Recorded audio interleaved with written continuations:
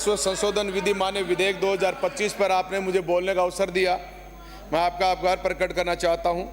माननीय अध्यक्ष महोदय, इसमें सबसे बड़ी टाइम नोट है। बात इस एक्ट को हम लागू करना चाहते हैं। आज उसका संशोधन करके हम रिको को हमारी भूमि जो अलॉटमेंट होगी उसका उपयोग करने के लिए, उनका भू परिवर्तन करने के लिए एक नई कानून की व्यवस्था हम जो लागू करने जा रहे हैं। इसमें सबसे बड़ी गंभीर बात है 1979 आप भूतलक्षी प्रभाव से अगर किसी कानून को लागू किया जाता है, इससे ज्यादा दुर्भाग्य किसी भी प्रदेश का हो नहीं सकता। मैं कहना चाहता हूं, आप 1979 की जो बात कर रहे हैं, 18/9/1979 से आपके रिको द्वारा किए गए किसी भी कार्य को आप रेगुलाइज करना चाहते हैं इस एक्ट के तहत। मैं कहना चाहता हूं कि देश में, प्रदेश में कोई भी कानून बने, कानून की कोई भी परिभाषा हो, उसमें भूतलक्षी प्रभाव से किसी भी कानून को लागू नहीं किया जा सकता। भविष्य के लिए कानून बनाया जाता है। इसलिए सबसे पहले तो मैं मांग करता हूं कि आपने इसको भूतलक्षी प्रभाव से जो लागू करना चाहते हो 1979 से, इसको इसमें से विलोपित किया जाए और इसको भविष्य के लिए लागू करने की कहीं बात करते हैं।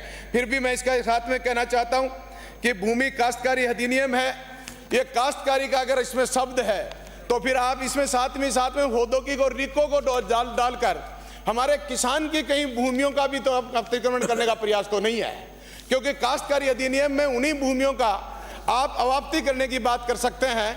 माननीय मंत्री महोदय, मैं आपकी तरफ इशारा कर रहा हूं, मैंने अध्यक्ष महोदय सीधा करूंगा तो फिर वो अध्यक्ष महोदय कहेंगे कि आप मेरे को इंगित करें। मैं ये कहना चाहता हूं कि इस एक्ट के माध्यम से भूमि का कन्वर्जन करने की बात आएगी तो आप कहीं हमारे उन किसानों की भूमियों को अवाप्त करके रिको को सौंप कर और उसके बाद रिको के हाथ में ये शक्ति देकर क्या आप इन अधिकारियों और हमारे इस सिस्टम को, उस भूमि को, गरीब किसान की भूमि को लेकर आप उनको सौंपकर उनको करोड़ों की प्रॉपर्टी बनाना चाहते हो? इसलिए किसान के साथ अन्याय और जुल्म होगा। इसलिए काश्तकारी अधिनियम में आप जो संशोधन कर रहे हो ये सरासर गलत है।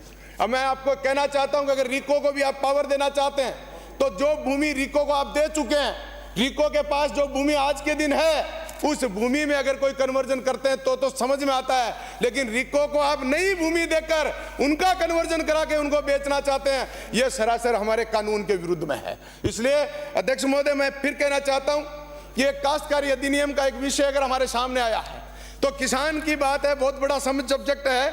राजस्व मंडल, राजस्व बोर्ड और राजस्व से संबंधित सारे प्रकरण, जिस तरीके से हमारे राजस्थान प्रदेश में हमारे इन काश्तकारों के सामने जो अन्याय और जुल्म की लड़ाई है, जब ये न्यायालय में जाएगा, किसान के मुकदमों का अंबार पहले से राजस्व न्यायालयों में अंबार है और राजस्व न्यायालय इस कदर पहुंच गए हैं कि कोई भी किसी भी कोर्ट में जाओ, चाहे आप प्राथमिक कोर्ट में जाओ, अपीलेट कोर्ट में जाओ, रेवेन्यू बोर्ड में जाओ, आप जहां जाओ वहां पैसे की दुकान खुली पड़ी है, पैसे दो और ऑर्डर कराओ। इस किसान जब लड़ने जाएगा तो इन रिको वालों को सामने, इन उद्योगों के सामने, उन राजस्व अधिकारियों के बाद तालमेल करने के बाद, माननीय अध्यक्ष महोदय, कोई भी 5 मिनट तो हो गए। हाँ तो 5 मिनट तो बोलने दो साहब, 3 मिनट हुए हैं, 1 मिनट पूरा करिए। 3 मिनट हुए हैं साहब सारे। अभी अध्यक्ष महोदय 4:09 पे दिया है, अभी 12:49 पे दिया। अध्यक्ष महोदय 12:53 हो रहे, 2 मिनट। अध्यक्ष महोदय, मैं कहना चाहता हूं, इस राजस्थान प्रदेश में आपके उपखंड कार्यालय के 323 ऑफिस हैं, सहायक कलेक्टर के 48 और राज्य फास्ट ट्रैक के न्यायालय हैं। आपके सामने इन सबको मिलाकर भी किसान चाहे तो अपने हक के लिए, चाहे अपने विभाजन के लिए, चाहे किसान अपने किसी रास्ते के लिए इन अदालतों में जाता है। ये अदालत नहीं, ये अदालत की दुकान, भ्रष्टाचार के अड्डे बन गए। यहाँ न्याय नहीं, या सिर्फ फैसला, न्याय बिकता है और न्याय को अगर बिकने से रोकना चाहती है राजस्थान की सरकार, तो मैं कहना चाहता हूं कि राजस्व मंडल के सारे सिस्टम को रोकते हुए आप राजस्व न्यायिक पालिका लागू करने का काम करें। जो न्यायिक जुडिशरी लोगों को लगाओगे तो अधिशेष न्यायालय सारे ठेका पद्धति में चल रहे हैं, भ्रष्टाचार में चल रहे हैं, राजनीतिक दबाव में चल रहे हैं, चाहे इस पक्ष के हो, चाहे इस पक्ष के हो, चाहे मैं हो, लेकिन ये न्यायालय फैसले करते हैं। इनकी पोस्टिंग हमारी दया और दृष्टि से होती है, तो ये फिर हमारी दया और दृष्टि से फैसले करते हैं। मैं आरोप लगाना चाहता हूं कि राजस्व न्यायालय को बंद किया जाए और इसके स्थान पर आप राजस्थान में आप राजस्थान न्यायिक सेवा का गठन करें और न्यायिक न्यायालय लागू करने चाहिए। नहीं तो आप न्याय नहीं करें। राजस्थान के वो किसान, वो जवान जो अपनी भूमि को बचाना चाहता है, वो किसान आपको वोट देकर, हम सबको ताकत देकर इस सदन में भेजता है और इस सदन में भेजने का उद्देश्य है कि हम उनके हितों की लड़ाई लड़ेंगे, उनके हक की लड़ाई लड़ेंगे।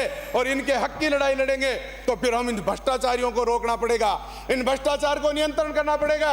ये मजबूरी हो सकती है कि हम चंद समय में सत्ता और सरकार में हो सकते हैं, उस समय आप अपने कुछ फैसले करा सकते हो, लेकिन आम जन के लिए पीड़ा का साधन बन गया है। अध्यक्ष महोदय, मैं मांग करता हूं कि इसको आपने काश्तकारी अधिनियम जो लेके आए हैं, इसको जनमत जानने के लिए या प्रवर समिति को भेजने के लिए का प्रयास करें, जिससे इस राजस्थान की हित में फैसले हो सके। और इस राजस्व जो न्यायालय चल रहे हैं, इनको आप न्यायिक राजस्व न्यायिक न्यायालय बनाने का काम करें, यही मेरी मांग है। धन्यवाद अध्यक्ष महोदय।